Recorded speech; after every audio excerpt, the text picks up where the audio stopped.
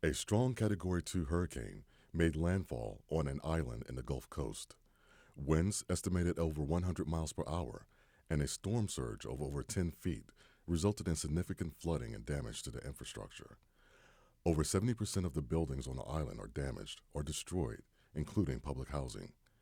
Much of the island is covered in a layer of heavy metal contaminated sediment from an industrial area. Residents are displaced for weeks or months. Many never return.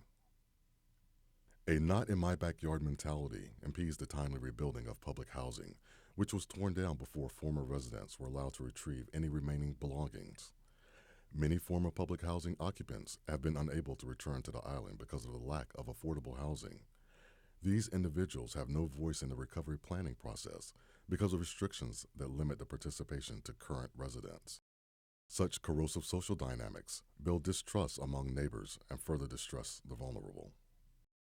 Through the recovery process, it becomes clear that the disadvantaged face additional challenges. Most of the severely damaged neighborhoods are in low-lying areas characterized by large concentrations of low-income populations. Disruption of public transit in these areas poses great challenges for those that lack cars, a problem exacerbated by the closure of many neighborhood amenities, such as grocery stores. Many businesses are closed for months, including a large academic center that is the largest employer in the area. Jobs are lost as a result of these closures, and because parents are unable to find safe places for their children while they work.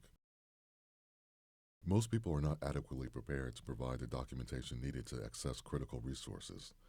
The local housing authority experiences a five-fold increase in demand for housing assistance. The trauma and stress of this exact a toll on the health of the population, especially those with pre-existing conditions. At the 1-year mark, more than 10% of the population meets criteria for a probable mental health disorder diagnosis. 5 years after the storm, public housing still has not been rebuilt. This is not hypothetical. This scenario describes the impact of Hurricane Ike on the island of Galveston, Texas in 2008. For Galveston and communities like it, recovery from a disaster can provide a mechanism for addressing many of the factors that contribute to poor health status and vulnerability. Disasters, although unquestionably tragic, create new resources and opportunities to advance the design and realization of healthy communities.